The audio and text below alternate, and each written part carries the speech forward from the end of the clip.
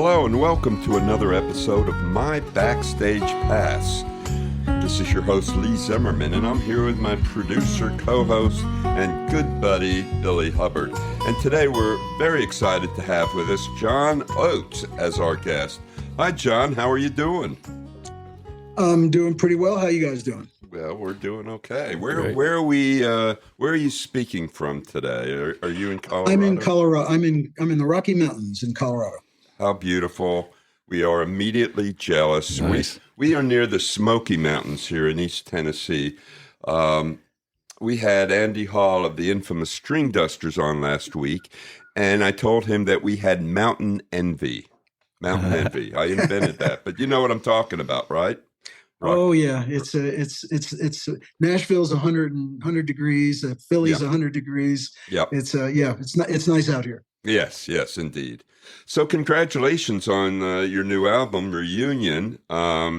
It's really, your solo material has been so affecting and just terrific all along the way here. And this album in particular, the songs are just amazing and remarkable. I remember we were talking before that I happened to see you on the Joe Bonamassa cruise, and I remember the song Sonny Terry and Brownie McGee. Yeah. It's not a credit for the people that wrote the songs, but it's actually a song in honor of the two of them. And so out of curiosity, I mean, is this the culmination of a long-held admiration that you've had for Sonny and Brownie throughout the years? Yeah, I mean, I had an admiration for a lot of the roots musicians who paved the way for American popular music. Because I was a folkie. Back in the '60s, I would go to the Philadelphia Folk Festival. I'd go to the coffee houses in Philadelphia. Got to see a lot of these original performers. In fact, I saw Sonny Terry and Brownie McGee in 1970 in London. Wow! The first time I went to London. It's part of my musical DNA. In fact, on August, I think it's August 16th, I'm playing the Philadelphia Folk Festival. Oh, wow. Which is something that I attended as a little kid, back in my teenage years. Oh, cool. So for me to go back there and play that is like a full circle for me. Wow, indeed. Well, your solo albums have pretty much leaned towards that Americana feel. I mean, they really, get to the roots, so to speak. So I think you've just sort of explained why that is. I mean, the new album as well, I mean, it's very soulful. Your vocals are very soulful. So, but this, I guess to people that aren't familiar with your backstory, they might think, well, this is kind of a new route that he's taking here. But from what you're saying, it's really not a new route at all. It's right. That's right. It's not at all. In fact, basically, prior to meeting Daryl Hall, I was a folk blues musician. I played mostly acoustic guitar in coffee houses and places like that. When Daryl and I got together, we kind of pooled our individual influences and created something totally new, and something that was unique to the two of us. But it never left me. It was just, it had no place. Those early influences of mine really had not much room to breathe in the Hall Oates career. But it never left me, and it was just a matter of time before I, finally committed to saying, well, you know what, I need to now reach back into my past in order to find a kind of a musical path forward. Oh, gotcha. Now, in doing so, was it easy to bring those things back to the surface? Did it come very naturally? Or was there a period of sort of rediscovery where you sort of had to dig in and think, how does this happen? How does this go? Or did it come back to you quite naturally? Well, over the years, when left to my own devices, sitting around the house or backstage with an acoustic guitar, I'd be playing Doc Watson and Mississippi John Hurt, and I'd be playing that stuff all the time. Okay. So I never, it never really left. It was really what had ended up happening is as I began to really take my solo career more seriously, I realized that I kind of unlocked a musical key by saying, if I went back to my earliest influences, I could use that as a jumping off point to create something new, but still using that as a kind of a kind of a foundation for something that I could do that would be original, but still pay tribute to the music that I loved as a kid. Gotcha. It that makes perfect sense, actually. I mean, but your first solo album, a feng shui. Yeah, it's a Um, bit of a joke. yes, Yeah. I can see that. But that was a kind of a belated solo entry, so to speak, after Yes. 30 years or so, right? Yes. Yes. I had other things I wanted to do. I mean, I touring touring with Daryl from 1972 until 1986 or 87. I never ever stopped. I mean, what people don't realize is that we made an album and toured, wrote an album, recorded an album, and toured every year from Wow, 1972 until 1987 without ever stopping, not wow, one time. wow. And quite frankly, I was burned out, and I had other things I wanted to do. So through the 90s, when Daryl and I really weren't doing much, um, I moved to Colorado. I got remarried, had a kid, built a house. I lived in the mountains. I wanted to do something completely different, and that was a chance for me to regroup and to I don't know, rediscover myself in a way. And so that's when the 2000s came. I just had a backlog of songs. But to be honest with you, that Feng Shui album was just a way of getting it out of my system. It really wasn't, I don't really consider it my first album. Okay, It's kind of like just a collection of songs. My first album was really the Thousand Miles of Life in 2007. right. And that was the first album I recorded in Nashville. And that is an album that was written, with a purpose and with a point of view, and everything since. Gotcha, gotcha. And then more recently, you have your solo band, the Good Road Band. What's the status of that? Are you still performing with them? Are they still intact? No, I'm not. I'm not. They're still my friends, and they're still Mm-hmm. part of my recording family. But no, they've all. Sam Bush is doing his own thing. He's got his own band. He's touring. True. Russ Yeah. Paul is one of the most highly in demand session players. Guthrie Trapp and I do shows together occasionally, but even Guthrie's now just did an album with Tom Bukovac, and he's doing his own thing. So I've got a new acoustic quartet, which is really awesome. It's Nat Smith, who plays cello, and John Michelle, who's an old friend of mine from Colorado, plays Mm-hmm. percussion, and a guy named Sam Wilson's playing pedal steel and guitar. So it's like an acoustic quartet, and it's really great. It's very streamlined, very organic, very stripped down. So that's the band that I must have seen when you were playing on the Joe Bonamassa cruise, right? That's exact. Yes, sir. Okay. That's the ones. Now, there's a song on here, Arkansas. We were talking before the podcast here about that particular song because Arkansas had come up previously. So this song on the current album is kind of a revisit, kind of a bonus track that you're bringing that song back out because you said you wanted to make sure people were hearing it now. It deserved to be heard. Well, it's not so much that they deserve to be heard because a lot of people have heard the recorded title track Arkansas on the record, Okay, all right. but I wanted people to hear what it sounded like live with the Good Road Band, Gotcha. because that band was so freaking good.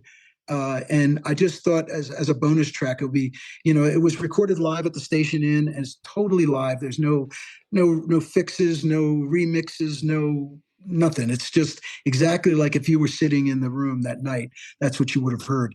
And it's just such an incredible band. I didn't know if I'd ever be able to assemble these guys again. So it was for me, it's a historic moment in time. Gotcha. So, in a sense, although that's, one particular track, a bonus track, but in a sense, you could say that ties into the title of the album, Reunion. It does. That's right. That's right. Okay, okay. I mean, was that the idea originally, or was there some other sort of deeper meaning to that title, Reunion?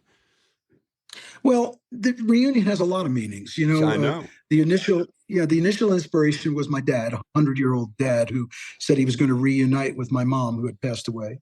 And the other aspect of it was me reuniting with myself, um, rediscovering who I really am as a musician, what made me who I am, and really expressing it in a more pure way.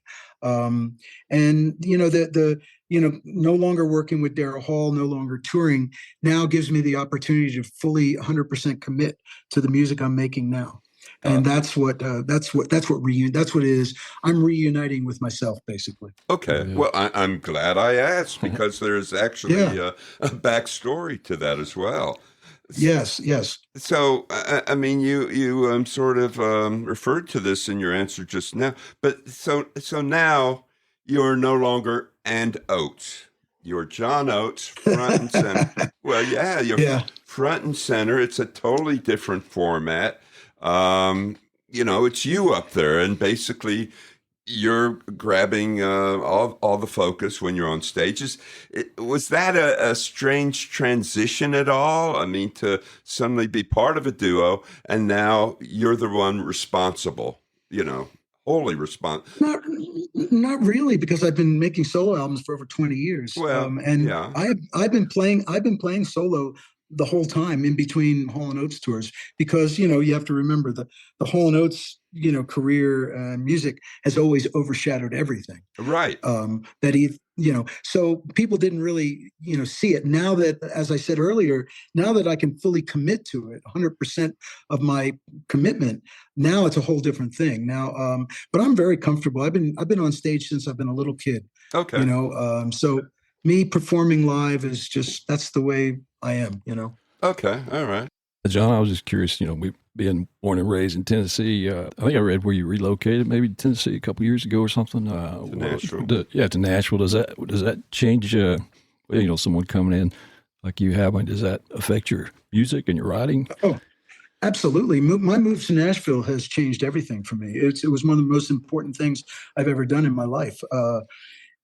I came to Nashville in the '90s, in late '90s, when I wasn't doing very much. I had some friends in the music publishing business who were working out of Nashville, and they encouraged me to give it a try. And I didn't know what to expect. I didn't know, I tried to write some country songs, but they were terrible. And I realized that was not me, and I didn't want to try to pretend to be something I'm not. Right. But what I did realize was that this incredible music community was very welcoming, and a lot of the players that I eventually became friends with and worked with, like Jerry Douglas and Sam Bush and Bella Fleck and Jim Lauderdale, they had a lot of the same roots that I had, Yeah. which I wasn't aware of. And so what I realized was that I could have I could rediscover myself in Nashville. Cool. Through my association with these great Americana musicians and the amazing studio players. And so that was the key. And then I realized, well, okay, I can really find a home here. I can find a real home and a musical home. Yeah. So it was very important. The move to Nashville has been incredibly important. Oh, yeah. And you mentioned Guthrie Trapp. Yeah, he plays with a lot of some of our friends. Sean Camp, I saw him with him, I think, at the Station Inn, actually, last time. He's a whiz. Also, our friend Danny McCloskey with the alternate route, he mentioned that you were doing some co-writing with I think maybe some of his friends. I don't know if that's Tennessee or. Yeah. I co-write, and I'm definitely, I got involved with the Americana Music Association in the early 2000s when it was just starting, through Jed Hilly and people like that. And so, yeah, I've been involved with that for a long, long time. That's Wow. cool. Wow. So, Colorado in itself has a very vibrant music scene as well. Yeah. Have you immersed in that? I mean, or is that kind of the place where you get away from it all? Well, a little of both. Okay. I haven't been as involved in the Colorado music scene, although I'm friends with the guys with the Leftover Salmon guys and Okay. a lot of the jam band folks, and I've been involved with the Telluride Bluegrass Festival and Telluride Blues and Brews and things like that. So I love Colorado, but I think my musical home really is more in Nashville. Gotcha. Cool. Gotcha. And you, of course, have done a lot of philanthropic work. You're involved in various organizations. I think, if I'm not mistaken, correct me if I'm wrong, but are you on the board of the Rock and Roll Hall of Fame or some? I'm not on the board, but I'm a Okay. member, obviously. Okay. Yeah. Okay. Okay. I didn't know. I mean, obviously, you have such a storied career here. So, obviously, the people that you have performed with, the members of the band that you've mentioned, obviously, they have credibility and credence of their own. Um, but as somebody with this remarkable history, both as a member of the duo and on your own, are people ever intimidated? When you say, "Yeah, I want you to." Be on the album. I want to, tour with you. Is it sort of an auspicious feeling that you can detect at all? You're probably too Um, modest to answer that well, truthfully. well, I think some people are it's interesting. Some people treat me like I'm part of the legend, a legendary person, Which you which I are. don't look at myself. Well, I might be, but I don't think of myself that way. Um, but it's I think people in Nashville, it's like I use the analogy of when I first moved to Nashville, my name got me invited to the party, Yeah, so to yeah, speak. In other words, people wanted to like write or play with me, but in order to stay at the party, you had to be able to deliver. It's one thing to get by on your reputation. It's another thing to get by on your musicality and your skill. And I think that's what I had to demonstrate, and I think I have. I mean, just in the past month, I played with Del McCurry and wow, his sons. I played with Lyle Lovett. wow. Next, in a week or two, I'm going to sit in with Rome from Sublime. Um, and then there's all kinds of music that I love everything. So if I can play it, or if I can be, if I can be, Yeah, reasonably get by, I'm interested. So I just love the fact that Americana, the genre, is so open ended and yes. encompasses so many different styles that because I love everything, and so that's a cool thing. Yeah, I mean, sometimes I'm a big Americana guy. I wrote a book about Americana, and Hmm. sometimes people try to typecast me. Oh, Americana, you're into the rootsy stuff, or a variation of new country or something like that. But like you just said, you have to educate people that Americana is more than a very narrow brand.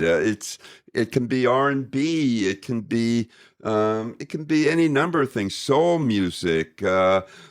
Early. I mean, the Everly Brothers were Americana, for gosh sakes. Elvis, Jerry Lee Lewis. So it's a it's very it's the music. It's all these incredibly it's what I think a way for me, the way I like to describe Americana is music that's authentic, that okay. it's authentic, and it doesn't rely on artifice or artificial stuff. It's about playing your instrument. It's about being real. Yeah, Okay, cool. yeah, yeah, I, indeed. I like that. Yeah, no, it's true. And to take it one step further, there are bands all over the world that are playing Americana music in the UK and on the Yep, yep. continent. So when you say Americana, it isn't strictly American because the music I, transcends the boundaries. It Yeah. it Well, really even, does. especially, I mean, I've been involved with Americana UK.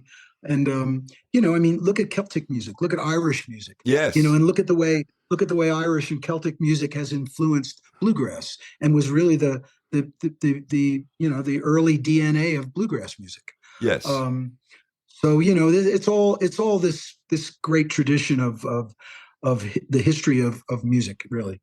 Yeah, I mean, I totally agree with you. I do a column for a magazine called Bluegrass Beyond Borders, and I'm Hmm. always discovering bands overseas and other countries that are playing bluegrass music. But in a sense, again, like you just alluded to, we really got a lot of that from them, Yeah. when the English and the Irish came to, and the Scottish came to Appalachia. So it really works really works both ways, you know. Yeah. So with your music and your devotion to, again, this broad topic of Americana, do you see yourself as on a bigger mission? You're in a period of rediscovering, reunion with your persona. But do you see a bigger mission here in terms of trying to bring this music to a wider audience, so to speak? Well, I don't know if I have that mission. I think my mission is a little more selfish, not to be in a weird way. My mission is to do the best I can in the kind of what I see as a limited creative window. Okay. I'm 76 years old. I right now I'm singing and playing at my best, I feel. I don't know, that could change tomorrow, could change in the next 5 minutes. I want to do the best I can while I still have the opportunity and still have the skill and the mentality to do it. So that's where I'm coming from. And I feel that now that I can, now that I'm no longer working with Daryl Hall, I can 100% commit to the music that I want to make and how I want to make it. So that's my challenge in life. I still want to play live, but I can't go on tour for months and months at a time because I don't want to, and it's not healthy for me. So I love playing. So what I've done is I figured out a way to play a certain amount of shows, a couple shows at a time, keep my guys, my musicians, together, but be home enough to stay healthy and regroup and enjoy, being with my wife at home. So it's a balance now. I think I figured out a really good balance, and I want to, see how far it takes me. Well, this album, I think, shows that you are at peak form here. And if you're worried about a timeline, Mr. Oates, just give Mick and Keith a call, because at age 80 or 81, I think... yes and no. Listen, I have a great respect for people who have been able to survive this crazy business that we're in. But at the same time, I think it's important. I like to make the analogy of athletes. I think it's important to know when your time has passed. I think that's very important, because I don't want to give it any less than 100%, or any, I don't want to be able to perform at a level that's any less than my best. And that's okay with me. I think there's a graciousness to knowing when to step aside, and there's nothing wrong with that. Well, this album gives no indication that time is imminent, John, because well, that's nice of you to say. It's true. But as I said, we're looking at it from my point of view. Yes, when I see when I see a lot of my contemporaries, and even people who are younger than me, fall by the wayside for any number of reasons, whether it's medical, physical, mental, accidental. You never know what kind of curve life's going to throw you. That's true. So I feel like it's not like a thing about borrowed time or anything like that. It's just that I really want to make the most of what I've got right now. Gotcha. Totally understood. I think now would be a good time to play the title track of this new album, Reunion. So let's hear some of that right now. All right.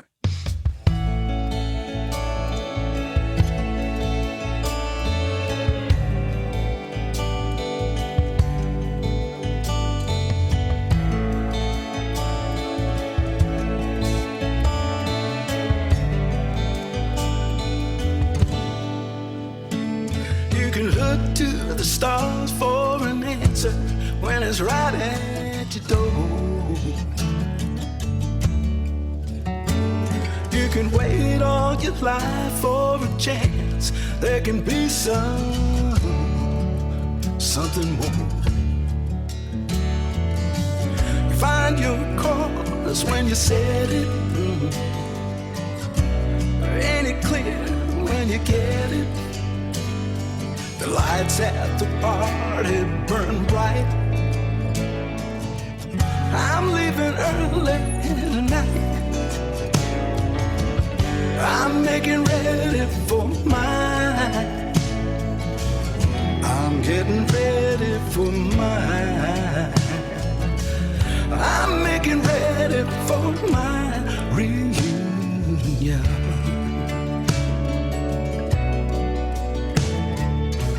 I'm making ready for my reunion.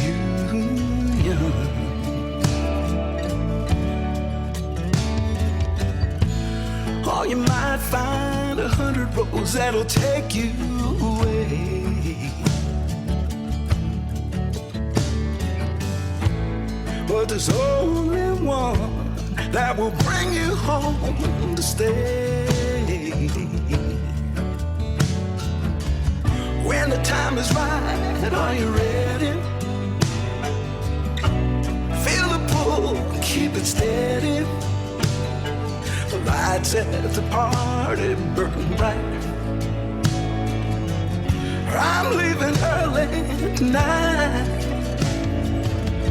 I'm making ready for mine. I'm getting ready for mine. I'm getting ready for my reunion. Oh, I'm getting ready for my reunion.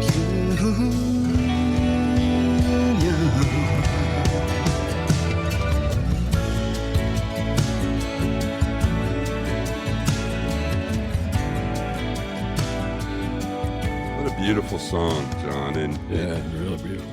Really beautiful. And in this discussion that we've had, it really resonates even more. I mean, I can sense the emotion and the feelings and what you're bringing forth with this particular song, and it's a beautiful song. It really is. It really is. Well, thank you very much. I'm curious. I'm curious where you find your muse. I mean, you're a prolific songwriter. Can you talk to us a little bit about the process? And do you set aside time to write when you're out walking or traveling? Do ideas come to you? Do you overhear conversation? Where do you get the inspiration for your music? Gee. Well, you kind of hit it. All those things. Okay. It really can come from anywhere at any time. I think the difference between songwriters and other people who aren't songwriters is that songwriters tend to have their antenna raised and up for things that other people might not notice. Sometimes it could be something that's not very, doesn't seem very important, but could kind of lead you on down a path. I think collaboration too, songwriting collaboration is also a great way to make something happen. Because sometimes the sum of 1 + 1 equals 3 or 4 or 5. Sure. And that's exciting. And I love collaborating with people. I love hearing their point of view or the way they think about something or an idea that might have occurred to them that you might not have thought of. So really, I think like the rules are that there are no rules. Right. Yeah. So that's, it's kind of hard to really, put your finger on other than that. I was curious. I play guitar, so I'm always fascinated with. I think I read you were a lefty, and that you play right-hand guitar. Is that right? That's right. Really? Well, I started playing when I was 6 years old, and my parents, my mom brought me to a little guitar, a little music studio store in Lansdale, Pennsylvania, which was near where I lived. Mm-hmm. And there was a little old lady who was teaching guitar lessons, and I was just a kid. I was 6 years old. I didn't know anything. Oh yeah. I just wanted to play guitar, and I remember my mom saying to the lady, "Well, he's left-handed," and she said, "Oh, that won't matter," because she probably figured I'd last 1 or 2 lessons. Oh yeah. Who cares? He wasn't about to restring a guitar upside down. I bet it's even harder to find a good left-hand guitar back then. Yeah. Oh, sure. Yeah. Cool. Yeah. So it sounds like your parents really encouraged you to pursue music, at least as a hobby. I'm sure nobody had any idea how successful you would be, but it sounds like they gave you the encouragement that you needed early on. Oh, very much so. My mom was a bit of she was kind of a stage mom. You know what I mean? Okay. She loved. I think kind of lived vicariously through me. There you go. She wasn't musical, but she always liked the idea that I sang, and I think it was a source of pride for her. Wow, very very nice. Did you say your father is still with us? 100 years old? He turned 101 last week. Wow, man! Wow, yeah. wow. Yes. Where does he live? Where does he live? Outside of Philadelphia. Back in the homeland, so to speak. Yeah, he's in a home. He's in a place that takes care of him, and my sister lives nearby, which is good. So no, when I say the homeland, because your origins were in that part of the country, right? I mean, Pennsylvania. Yeah, that's right. Yeah, indeed. So you mentioned very limited touring, but do you have any live dates coming up here in the foreseeable future? I've got a lot. Okay, good. So I'm playing, let's see, starting in late August, playing the Cape May, New Jersey, and then playing the Philadelphia Folk Festival, Yes, which you is mentioned that. Yeah, going to be a bucket list, full circle thing for me, because as a kid, I went to the Philadelphia Folk Festival, and I saw all these great roots performers who were being rediscovered during the folk music revival in the 60s. So going back there and being able to headline the Philadelphia Folk Festival is going to be a real big deal for me. Last August, I played the Newport Folk Festival, which really? here again Huge. Was another bucket list thing on my list. So, and I've got let's see, I'm doing some shows. I got a show in New Jersey, a show in Boston, a show in Nantucket. That's the end of August, and then starting in September, doing a couple shows in Nashville. In fact, on the last night of the Americana Music Festival, I'm playing the Station Inn on Saturday night, September 21st. Excellent. So that'll be really cool. Yeah. We need to get you to come east 3 hours. We are near Knoxville, and we need you to come over to our arena here and perform. It would be wonderful to see you. I was thinking about the Bijou Theater. Great. I played Knoxville before, but I haven't been back in a while. So I'll tell you what, find a good gig, and let's talk about it. Well, I think you hit on it. The Bijou would be terrific, but yeah, I think so too. Have your booking agent give us a call. Yeah, actually, I will. I'll do that. We have a venue.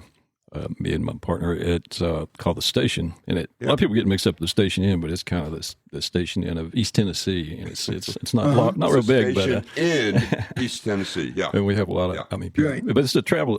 People fly in from out of the state just to go to a show, so we have to talk to your folks about that too. Yeah. Okay, I'll tell you what. I'll make the introduction with my booker. Terrific. Yeah, cool.